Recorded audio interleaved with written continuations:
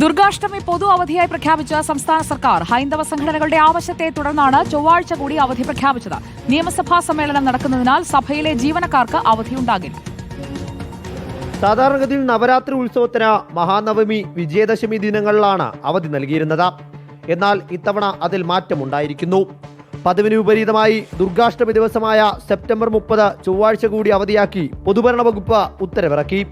NGOs അടക്കമുള്ള ഹൈന്ദവ സംഘടനകൾ ഈ ആവശ്യം ഉന്നയിച്ച സർക്കാരിന് നിവേദനം നൽകിയിരുന്നു. ദുർഗാഷ്ടമി ദിവസം ഏറെ പ്രാധാന്യമുള്ളതാണെന്നും അവധി അനുവദിക്കണം എന്നുമായിരുന്നു ആവശ്യം. ഈ ആവശ്യം കൂടി പരിഗണിച്ചാണ് സർക്കാരിന്റെ സുപ്രധാന തീരുമാനം. സർക്കാർ, അർദ്ധ സർക്കാർ പൊതുമേഖലാ സ്ഥാപനങ്ങൾ, നെഗോഷ്യബിൾ ഇൻസ്ട്രുമെന്റ് ആക്ടിന് കീഴിൽ വരുന്ന സ്ഥാപനങ്ങൾ എന്നിവയ്ക്ക് അവധി ബാധകമാണ്. പ്രൊഫഷണൽ കോളേജുകൾ അടക്കമുള്ള എല്ലാ വിദ്യാഭ്യാസ സ്ഥാപനങ്ങൾക്കും ദുർഗാഷ്ടമി ദിനത്തിൽ അവധിയായിരിക്കും.